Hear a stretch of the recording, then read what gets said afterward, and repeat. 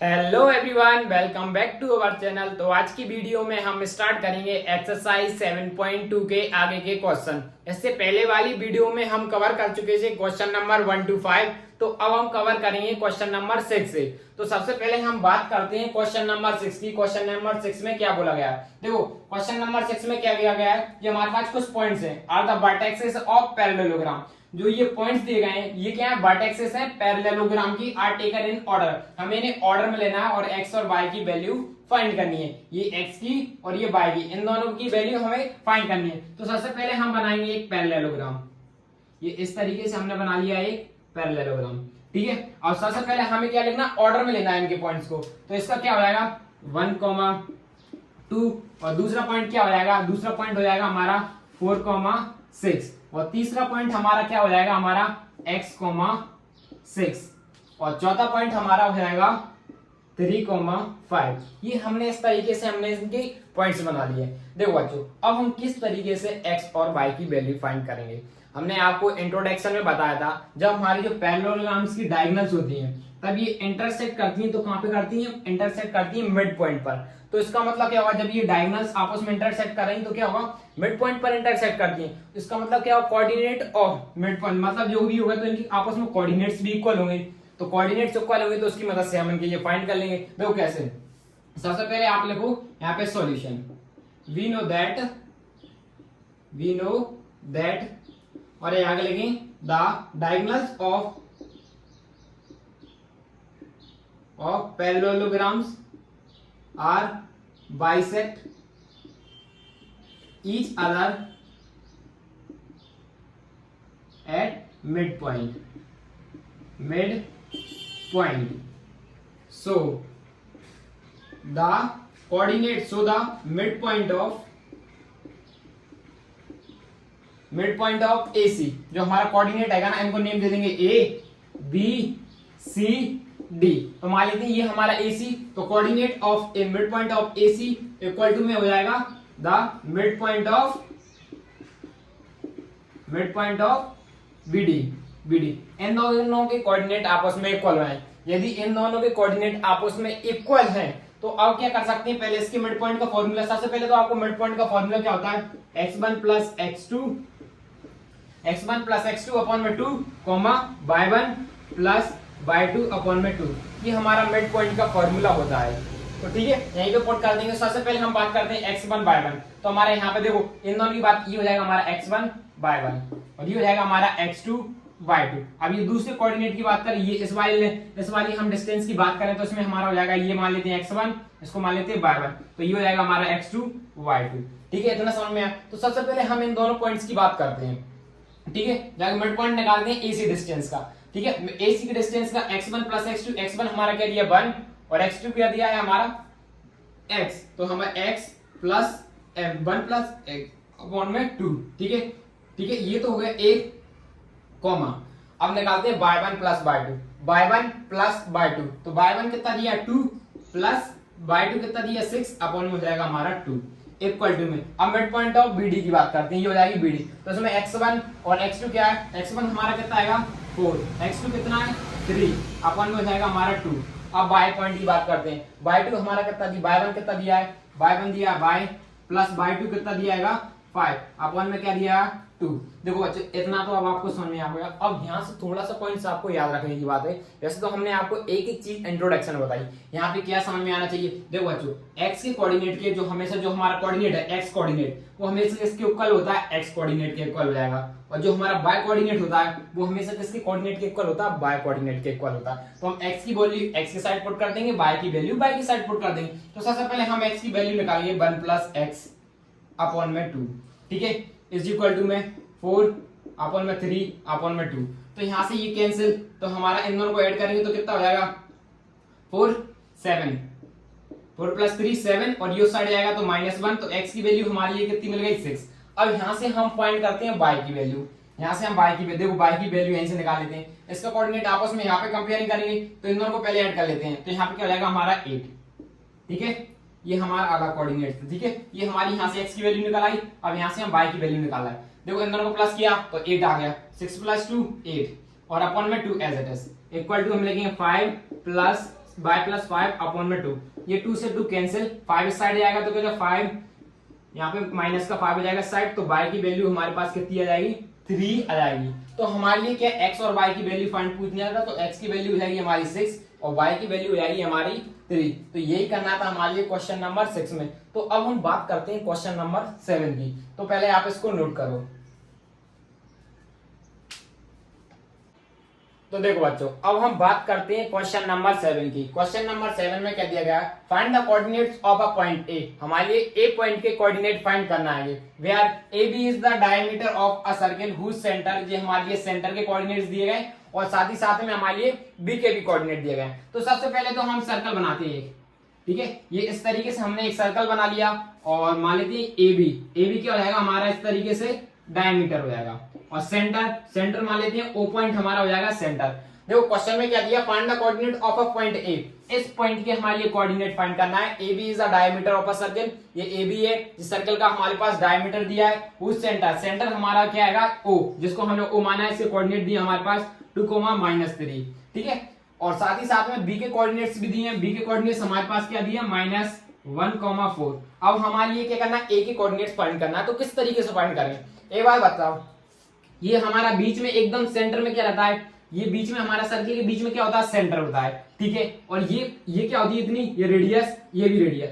तो सर्कल की हर एक रेडियस क्या होती है आपस में इक्वल। यदि हर एक रेडियस आपस में इक्वल है तो ये भी क्या होगा, ये भी 1 होगा, ये भी 1 होगा। यदि हमारे दोनों साइड के देखो ये भी रेडियस 1 रेशियो में होगी, तो ये भी रेडियस 1 रेशियो में होगी। मान लेते हैं ये रेडियस 10 है तो ये भी रेडियस 10 होगी। यदि 10 आपस में है तो उनका रेशियो कैसे होने वाला है, सिमिलर होगा। तो इसका m1 और m2 कैसे होंगे, सिमिलर है तो 1 है। m1 और m2 हमारे 1 है, तो हम क्या करेंगे, सीधा मिड पॉइंट फॉर्मूले का यूज कर सकते हैं, ठीक है। तो हम यहाँ पे मिड पॉइंट फॉर्मूले का यूज करेंगे। तो सबसे पहले लिखेंगे सॉल्यूशन।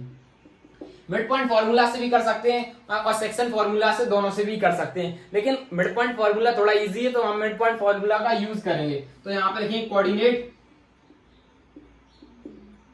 Of O. मान लेते हैं हम हमारे लिए कोऑर्डिनेट ऑफ ओ फाइंड करना होता है, तो हम किस तरीके से लिखते हैं, x1 प्लस x2 अपॉन में 2 इंटू में y1 प्लस y2 अपॉन में 2। हम इस फॉर्मूले का यूज करते हैं। तो देखो अब की बार हमारे पास ओ के पॉइंट्स गिवन है, कोऑर्डिनेट ओ के क्या गिवन है हमारे पास 2, -3, ठीक है। ये गिवन है हमारे लिए ओ के कोऑर्डिनेट्स गिवन थे। अब x1 प्लस x2, x1 मान लेते हैं ये इसका कोऑर्डिनेट, एक कोऑर्डिनेट के हमने वाली है x, y। जो हमारा ए पॉइंट है ना उसका x मान लिया और y मान लिया, और बी पॉइंट है इसका मान लेंगे हम x2, y2। या तो आप इसको x1, y1 मान लो या फिर इसको x2, y2 मान लो, आपका आंसर सेम आने वाला है। तो सबसे पहले हम इसकी बात करते हैं, x1 प्लस x2। x1 हमारा क्या है, x है, और x2 हमारा क्या है, 1 है। तो हम सीधा लिख देंगे 1 प्लस 2, x प्लस 1 अपॉन में 2। अब उसके बाद बात करते हैं हम y1 प्लस y2 की। y1 हमारा क्या है y, और y2 क्या है 4। तो हम यहाँ पे सेम एज इट इज लिख देंगे y प्लस 4 अपॉन में 2, ठीक है। अब इतना समझ में आएगा, बस यहीं से आपको थोड़ी स्टेप समझना चाहिए। देखो हमने आपको इससे पहले वाला क्वेश्चन बताया था, उसमें हमने आपको क्या बताया था, जो x के कोऑर्डिनेट होंगे तो वो x के इक्वल होते हैं, जो y के कोऑर्डिनेट होते हैं तो y के इक्वल होते हैं। तो हम सेम यहीं पे करेंगे, x के कोऑर्डिनेट को x के इक्वल दिखाएंगे, y के कोऑर्डिनेट को y के इक्वल दिखाएंगे, ठीक है। तो सबसे मान लीजिए ये x का कोऑर्डिनेट ये, तो ये x, ये पहला कोऑर्डिनेट होता है हमारा x, दूसरा होता है y। तो ये x इसके इक्वल में हो जाएगा और ये दूसरा y के इक्वल में हो जाएगा। तो सबसे पहले हम x की बात करते हैं, x को x के इक्वल में लगाएंगे, 2 इज इक्वल टू में हमारा हो जाएगा x प्लस 1 अपॉन में 2, ठीक है। इतना समझ में आया। अब ये 2 को साइड ले जाएंगे तो यहाँ पे क्या जाएगा, 2 का 2 हो जाएगा 4, और ये 1 को साइड ले जाएंगे, या फिर 1 को साइड ले आए तो क्या हो जाएगा, -1 इज इक्वल टू में x। तो x की वैल्यू हो जाएगी हमारे पास 3। अब हम बात करते हैं y की वैल्यू की, ठीक है। y की वैल्यू, तो सबसे पहले ये -3, ये y कोऑर्डिनेट आपस में इक्वल होंगे, इज इक्वल टू में y प्लस 4 अपॉन में 2। तो सबसे पहले 2 का यहाँ पे मल्टीप्लाई करेंगे तो हो जाएगा -6, 4 को साइड ले जाएंगे तो -4 हो जाएगा, इज इक्वल टू में y, माइनस माइनस आपस में प्लस हो जाएंगे तो -10 इज इक्वल टू में y। सो यहाँ पे लिखें, सो द कोऑर्डिनेट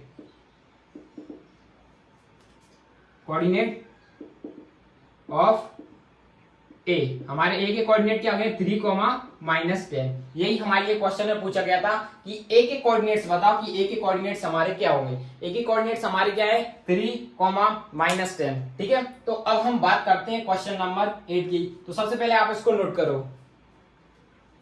तो देखो बच्चों, अब हम बात करते हैं क्वेश्चन नंबर 8 की कि क्वेश्चन नंबर 8 में क्या दिया है। क्वेश्चन नंबर 8 में क्या दिया है, if A and B are -2, -2 and -2, -4 respectively, A और बी के हमारे पास कोऑर्डिनेट्स गिवन है। Find the coordinate of P, हमारे लिए पी के कोऑर्डिनेट्स फाइंड करना है। पी सच दैट, जो हमारा पी इस प्रकार हैगा, AP इज इक्वल टू में 3/7 AB। देखो कहने का मतलब क्या आएगा, जो हमारा AP, सबसे पहले आगे की बात करें और आगे दी एंड, जो हमारा P lie on the line segment AB, जो हमारा P पॉइंट हैगा ना, ये जो AP, जो हमारा P पॉइंट हैगा ना, वो AP लाइन सेगमेंट पर लाई कर रहा है। तो आपको ये नहीं पता कहां पे लाई कर रहा है, वो कहीं पे भी लाई कर सकता है। हमने सपोज कर लिया वो यहाँ पे लाई कर रहा है, और इसको हमने P पॉइंट दे दिया, और हमारे AP के कोऑर्डिनेट्स गिवन है 2, 2, 2, -2, -2, और यहाँ पे लिखेंगे -2, -4। ये इस तरीके से हमारे पास कोऑर्डिनेट्स गिवन है। ठीक है, इतना समझ में आया। अब देखो, अब हमारे लिए क्या लगना है, इसके P के कोऑर्डिनेट्स फाइंड करना है। तो हम इसके कोऑर्डिनेट मान लेंगे x, y। और एक चीज और, अब हमारे लिए किस तरीके से फाइंड कर सकते हैं, हम सेक्शन फार्मूला का यूज कर सकते थे या फिर मिड पॉइंट फार्मूला का यूज कर सकते। यहाँ पे मिड पॉइंट फार्मूला का यूज पता नहीं कर पाएंगे या नहीं कर पाएंगे, लेकिन सेक्शन फार्मूला का तो हमारा 100% यूज होगा। तो हमारे लिए M1 और M2 की वैल्यू पता होना चाहिए कि M1 की क्या होगी, M2 की होगी। क्वेश्चन में कुछ कंडीशंस गिवन है। सबसे पहले तो हम उसकी बात करते हैं, जो हमारा AP इज इक्वल टू में क्या दिया, 3/7 AB। तो सबसे पहले सॉल्यूशन की बात करते हैं।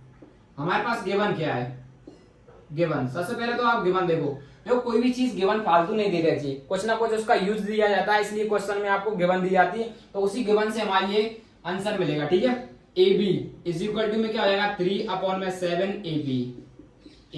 ठीक है, अब देखो हम यदि AB को नीचे ले आए, और तो किस तरीके से AP/AB इज इक्वल टू 3/7। तो AP की वैल्यू हमारे लिए कितनी मिल गई, 3, और AB की वैल्यू हमारे लिए कितनी मिल गई, 7। अब बचा क्या, PB। यदि PB की वैल्यू मिल जाए तो हम क्या सकते हैं, ये हो जाएगा हमारा M1, और यहाँ पे हमारे लिए M2 की वैल्यू मिल जाएगी। M1 हमारा 3 हो जाएगा, M2 का हमें अभी पता नहीं, M2 फाइंड करना है। तो हमारा देखो ये पूरी लाइन किससे बनी है, AB से। तो AB किससे मिलकर बना है, AP प्लस PB। ठीक है, तो हम सिंपल कर देंगे। यदि हमारी AP की वैल्यू 7 के बने, AB की वैल्यू 7 है, AP की वैल्यू 3 है प्लस PB, तो हमारी AB की वैल्यू PB की वैल्यू कितनी मिल जाएगी, 4। तो हम यहाँ पे सीधे लिख देंगे PB की वैल्यू हमारी कितनी आ गई है, 4 आ गई है। अब हमारे लिए सिर्फ और सिर्फ सेक्शन फॉर्मूला का यूज करना है और कुछ भी नहीं रह गया। इससे सेक्शन फॉर्मूला का यूज करेंगे और सीधी वैल्यूज पुट करना है, और इसी के साथ हमारे P के कोऑर्डिनेट मिल जाएंगे। सो हम यहाँ पे लिखेंगे कोऑर्डिनेट ऑफ P क्या हो जाएगा, कोऑर्डिनेट ऑफ P क्या हो जाएगा, x2 into M1 plus x1 into M2 अपन में क्या हो जाएगा, M1 प्लस M2। यहाँ पे कॉमा, यहाँ पे लिख देंगे y1 M2 plus y2 M1। बस आपको यहाँ पे 2 लगाया तो इधर 1 लगाया 2, इस तरीके से करते जाना है। फॉर्मूले में ज्यादा जरूरी नहीं है आपको एकदम कि हमें M1 यहाँ पे x1 y2 लिखना, यहाँ पे लिखना M1 M2 और यहाँ पे लिखना हमको y2 M1। जरूरी नहीं आप इस वैल्यू को इस साइड लिख दो और इस वैल्यू को इस साइड लिख दो, क्योंकि हमको प्लस करना है। चाहे आप 3 + 2 कर दो, चाहे आप 2 + 3 कर दो, आंसर सेम आएगा। ठीक है, अब देखो बस हम कोऑर्डिनेट और P के कोऑर्डिनेट्स फाइंड करेंगे। P के कोऑर्डिनेट्स हमने x और y मान लिए, तो हमने x और y इस तरीके से लिख दिए। ठीक है, आप क्या करेंगे, x की वैल्यू देखते हैं। x2 हमारे पास क्या हो जाएगा, देखो हम इसको मान लेंगे x1 y1, ये हो जाएगी हमारी x2 y2।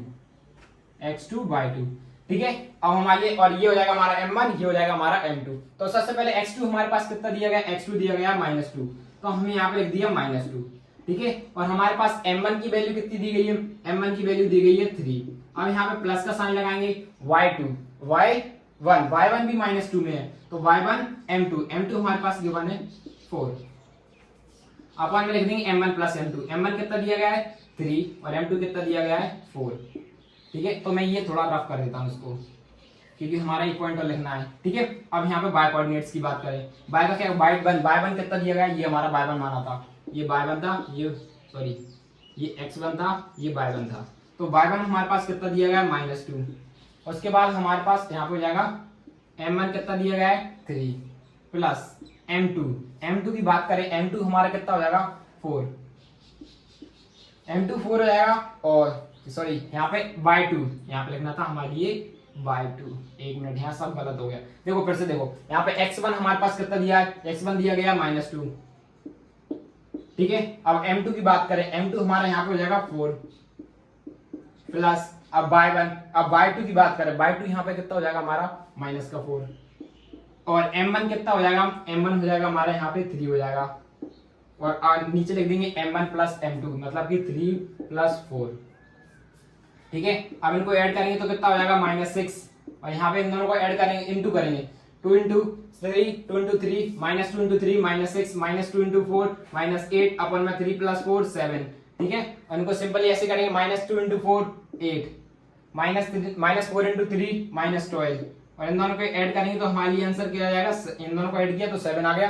अब इसके और कोऑर्डिनेट्स को सिंपलीफाई करना है, इन दोनों को ऐड करेंगे तो कितना हो जाएगा 14 माइनस का 14 अपॉन में 7 और यहाँ पे क्या बचेगा माइनस, इन दोनों को माइनस के साइन है तो ये भी आपस में ऐड हो जाएंगे तो ये कितने हो जाएंगे 20 अपॉन में 7। ठीक है। तो ये तो हमारा कोऑर्डिनेट कैंसिल हो जाएगा तो यहाँ पे बचेगा 2 तो हमारे लिए पी के कोऑर्डिनेट्स क्या मिल जाएंगे, हमारे लिए मिल जाएंगे -2, 20 अपॉन में 7 और यही हमारा आंसर हो जाएगा। तो हमारे लिए पी के कोऑर्डिनेट्स क्या मिल गए -2, -20 अपॉन में 7 और यही हमारा आंसर हो जाएगा। तो अब हम बात करते हैं क्वेश्चन नंबर 9 की, तो सब तक आप इसको नोट करो, मैं रफ करता हूं। तो देखो बच्चों, अब हम बात करते हैं क्वेश्चन नंबर 9 की। क्वेश्चन नंबर 9 में क्या दिया, find the coordinates of a points which divide the line segment joining A and B into the 4 equal part. हमारे पास एक लाइन सेगमेंट दी है, ये मान लेते हैं हमारे पास इस तरीके से क्या है, एक लाइन सेगमेंट है। ठीक है। ये हमने एक लाइन सेगमेंट बना दिया, ये हमारा पॉइंट ए और बी, ये 4 इक्वल पार्ट में डिवाइड कर रहा है तो हम इसको 4 इक्वल पार्ट्स में लाइन हमारी डिवाइड हो रही है तो हमने इस तरीके से लाइन को 4 इक्वल पार्ट्स में डिवाइड कर दिया। देखा है यहाँ पे 4 इक्वल पार्ट्स। जो हमारे ए के पॉइंट्स क्या दिए गए, ए के पॉइंट्स दिए गए 2,2 और जो हमारा बी पॉइंट है, बी पॉइंट हमारे पास क्या दिया है 2,8। ठीक है। ये हमारे पास पॉइंट्स दिए गए। अब 4 इक्वल पार्ट्स में डिवाइड कराएंगे तो हम इसको नाम दे देते हैं हम एन एम और इसको हमने दे दिया पी पॉइंट नाम दे दिया गया। अब इसको किस तरीके से हम सॉल्व करेंगे तो वो देखो हमें ये कोऑर्डिनेट्स ये एन का फाइंड, पी का फाइंड और एम का फाइंड करना है। तो देखो बच्चों, हम इसको मिड पॉइंट फॉर्मूला सॉल्व कर सकते हैं। सबसे पहले हम बात करते हैं, या तो आप एन का फाइंड करोगे या एम का फाइंड करोगे तो आपको थोड़ा ज्यादा टाइम लग सकता है, तो आप डायरेक्ट करना पी का कोऑर्डिनेट फाइंड करना। क्यों, इसका भी रेशियो 1 होने वाला है, इसका भी रेशियो 1 होने वाला है, इसका भी रेशियो 1 होने वाला है, इसका भी रेशियो 1, क्योंकि सारे इक्वल पार्ट्स में डिवाइड हो रहे हैं तो सबका रेशियो एक से ऐसा सेम होने वाला है। क्यों, इक्वल पार्ट में इनका रेशियो सबके सेम हो जाएंगे। तो देखो बच्चों, हम सबसे पहले पी के कोऑर्डिनेट्स की बात करेंगे तो पी के कोऑर्डिनेट्स यहां से लेके यहां तक की डिस्टेंस कितने रेशियो हो जाएगा 2 और यहां से भी लेकर यहां से लेकर रेशियो कितना हो जाएगा 2। यदि दोनों रेशियो m1 और m2 दोनों आपस में इक्वल हैं तो हम मिड पॉइंट लगा सकते हैं। तो हम यहाँ पे मिड पॉइंट का फॉर्मूला यूज करके इसके कोऑर्डिनेट फाइंड कर लेंगे, फिर उसके बाद इसके पॉइंट मिल जाएंगे, फिर हम इसका पॉइंट फाइंड कर लेंगे क्योंकि यहाँ पे भी हमारे रेशियो 1 होने वाले होंगे, फिर यहाँ पे भी हमारे रेशियो 1 होने वाले हैं। तो हम इस तरीके से मिड पॉइंट फॉर्मूला की मदद से सॉल्व कर सकते हैं। यदि आपने m1 की पहले वैल्यू फाइंड कर ली तो आपको सेक्शन फॉर्मूला का यूज करना पड़ेगा, मिड पॉइंट का फॉर्मूला का यूज नहीं कर पाओगे और आपका टाइम वेस्ट हो जाएगा। तो हम इसलिए हम सबसे पहले क्या करेंगे, मिड पॉइंट फॉर्मूला का यूज करेंगे जिससे हमारा टाइम भी बचेगा और जल्दी भी सॉल्व होगा। तो ठीक है, सबसे पहले आप डालो यहाँ पे solution the mid point of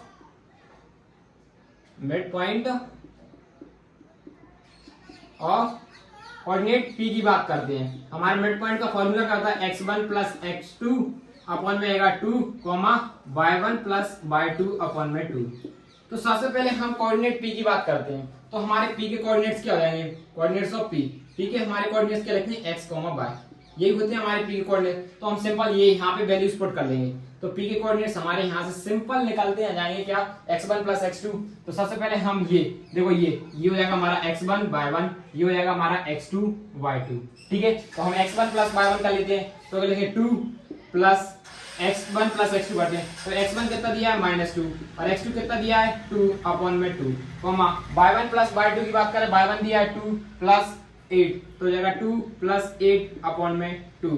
तो हमारे यहाँ से सिंपल कोऑर्डिनेट निकाल के जाते हैं पी के, ये तो हो जाएगा 0 और यहाँ से इसको कर देंगे तो कॉमा 10 अपॉन में 5, इसको कैंसिल करेंगे तो ओवरऑल हमारे पास पी के कोऑर्डिनेट आ जाएंगे 0,5। इस तरीके से हमने पी के कोऑर्डिनेट निकाल लिए यहाँ से 0,5, ये हमारे पी के कोऑर्डिनेट्स निकाला है। अब देखो बच्चों, यदि आप यहाँ पे यूज करते तो आपकी स्टेप्स बढ़ जाते, आपको सेक्शन फॉर्मूला का यूज करना पड़ता, मिड पॉइंट के फॉर्मूला से इजीली निकला है। अब हम बात करते हैं मिड पॉइंट की मदद से, अब हम कोऑर्डिनेट किसका फाइंड करते हैं, एम का कोऑर्डिनेट क्या है, एन का। हम कोऑर्डिनेट फाइंड करते हैं एम का। कोऑर्डिनेट ऑफ एम पॉइंट, ठीक है, हम एम पॉइंट्स के कोऑर्डिनेट्स ऑफ एम के फाइंड करने हैं एम, ठीक है, सिंपल लिखते हैं। तो ठीक है, ये सिंपल फॉर्मूला हुआ, तो हम इसको मान लेते हैं x1 y1। तो ठीक है, x1 plus y1 0 plus 5 0 plus 2 हुआ यहाँ पे 0 प्लस 2 अपॉन में 2, ठीक है, 0 प्लस 2। उसी तरीके से हम अब बात करते हैं y1 और y2 की, y1 और y2 की। तो 5 प्लस 8, तो हम यहाँ पे कर लेते हैं 5 प्लस 8 अपॉन में लिख देंगे, हम यहाँ पे लिख देंगे 2, ठीक है, और इसको सिंप्लीफाई कर लेते हैं। तो हम यहाँ पे हो जाएंगे 0 प्लस 2, तो आएगा 2 अपॉन में 2। इनको ऐड कर देंगे तो हमारा कितना हो जाएगा 8 प्लस 5 हो जाएगा हमारा 13 अपॉन में 2। तो ये तो आपस में कैंसिल हो जाएगा, तो हमारा आंसर क्या निकल गया 1,13 अपॉन में 2, यही हो जाएगा हमारा इसका आंसर। हम इसको ऐसे लिख देंगे, फ्रैक्शन में लिख ही रहने देंगे, ठीक है। अब हम बात करते हैं कोऑर्डिनेट की, फाइंड करते हैं कोऑर्डिनेट, अब n का फाइंड करते हैं कोऑर्डिनेट ऑफ n, ठीक है, n का कोऑर्डिनेट फाइंड करेंगे। n का कोऑर्डिनेट फाइंड करेंगे तो हमारे लिए देखो, अब इसमें हम ये दोनों पॉइंट्स ले लेंगे, ये हो जाएगा x1 y1 और इसको मान लेंगे हम x2 y2। देखो इसलिए करा है, आप सेक्शन फॉर्मूला का यूज करोगे तो और ज्यादा स्टेप्स बढ़ जाएंगी, अब इसमें आपकी स्टेप्स नहीं बढ़ रही, सिंपल रहेगा। तो ठीक है, हम यहाँ पे कोऑर्डिनेट ऑफ n की बात करें तो x1 प्लस x2, तो यहाँ पे -3 plus 0, x1 plus x2 upon में 2। उसी तरीके से y1 plus y2 2 plus 5 upon में 2 इज इक्वल टू, अब यहाँ पे इसको ऐड करेंगे तो -2 अपॉन में 2 7 अपॉन में 2, तो हमारे लिए ओवर क्या रहेगा -1 7 अपॉन में 2, यही हो जाएगा हमारा इसका आंसर। यही हमारे को कितने इजीली निकाला है कोऑर्डिनेट। यदि आपको ज्यादा स्टेप्स बढ़ जाती हैं, यदि आप सेक्शन फॉर्मूला का यूज करते हो और आपका टाइम भी वेस्ट होगा, इसलिए ये बेस्ट रहेगा, ठीक है। तो अब हम बात करते हैं क्वेश्चन नंबर 10 की, आप इसको नोट करो, मैं रफ करता हूँ और क्वेश्चन नंबर 10 लिखता हूँ। तो देखो, अब हम बात करते हैं क्वेश्चन नंबर 10 की। क्वेश्चन नंबर 10 में क्या दिया, find the area of rhombus if it's vertexes. हमारे लिए रोम्बस का एरिया फाइंड करना, और ये हमारे पास वर्टेक्सेस दी गई हैं टेकन इन ऑर्डर, और हमें इन्हें ऑर्डर में लिखना है। हिंट दी गई है, एरिया ऑफ रोम्बस दिया गया है half is equal to d1 into d2, ठीक है। अब सबसे पहले हमें क्या करते हैं, रोम्बस बना लेते हैं। ये इस तरीके से हमारा क्या हो जाएगा, ये रोम्बस हो जाएगा, ठीक है। और सबसे पहले हमें इसकी साइड्स को ऑर्डर में लेना है, तो लिखेंगे, हमने इनको ऑर्डर में ले लिया है 4, 5 1, 4 और लास्ट हो जाएगी हमारा -2, -1, और नेमिंग कर देंगे A B C D, ठीक है। इस तरीके से हमने इसकी क्या कर दी, नेमिंग कर दी है। अब देखो हमें किस तरीके से हम एरिया करना, D1 डायगोनल्स का इनटू करना है, तो इसकी ये डायगोनल्स, ये एक ये डायगोनल्स हो जाएगी और ये एक ये वाली डायगोनल्स हो जाएगी। अब देखो, यदि हम डिस्टेंस फॉर्मूला का यूज करेंगे तो हमें ये इसकी डिस्टेंस मिल जाएगी और इसकी दोनों डायगोनल्स की डिस्टेंस मिल जाएगी। उसकी मदद से हम इस फॉर्मूले पे वैल्यूज पुट कर देंगे और हमें इसका एरिया मिल जाएगा। तो सबसे पहले हम डायगोनल्स की बात करेंगे, तो यहाँ पे लिखेंगे सॉल्यूशन, हम यहाँ पे लिखेंगे यूजिंग डिस्टेंस फॉर्मूला। हम सबसे पहले यूज करेंगे डिस्टेंस फॉर्मूला का, डिस्टेंस फॉर्मूला। हमारा डिस्टेंस फॉर्मूला क्या होता है, x2 माइनस x1 का whole square plus y2 minus y1 का होल स्क्वायर, ठीक है। अब सबसे पहले डिस्टेंस फॉर्मूला का यूज करा है। अब देखो यहाँ पे देखना, डिस्टेंस क्या दी है, AD। सबसे पहले हम AD की डिस्टेंस निकालते हैं, AD। अब देखो ये हो जाएगा हमारा x1 y1 और ये हो जाएगा हमारा x2 y2। x1 y1 का मतलब होता है, यहाँ पे कुछ नहीं है तो मतलब 1 1 है, ठीक है। अब सबसे पहले x2 माइनस x1, x2 हमारे पास कितना दिया गया है 1, और x1 हमारे पास कितना दिया गया, x2 हमारे पास 1 दिया गया है और x1 हमारे पास कितना दिया है 3, तो ये माइनस साइन बीच में आएगा और ये 3, और यहाँ पे स्क्वायर लगा देंगे, प्लस y2 हमारे पास कितना दिया है 4 माइनस 0 का whole square is equal to, ठीक है। अब यहाँ पे देखो इसका स्क्वायर करेंगे तो यहाँ पे करेंगे -2 का स्क्वायर प्लस 4 का स्क्वायर, तो यहाँ पे ओवरऑल हमारे लिए क्या मिल जाएगा। अब देखो, अब आगे देखना है यहाँ पे, ठीक है। अब 2 का स्क्वायर क्या हो जाएगा 4 का स्क्वायर क्या हो जाएगा 16। अब इनको हम सिंपल ऐड कर देंगे तो ओवरऑल हमारे लिए क्या मिल जाएगा √20, ठीक है। √20 हमारे लिए वैल्यू मिल जाएगी। ये तो हमने निकाला है AD। अब हम बात करते हैं BD के बारे में। BD भी हमारी क्या है, एक डायगोनल है, ये हमारी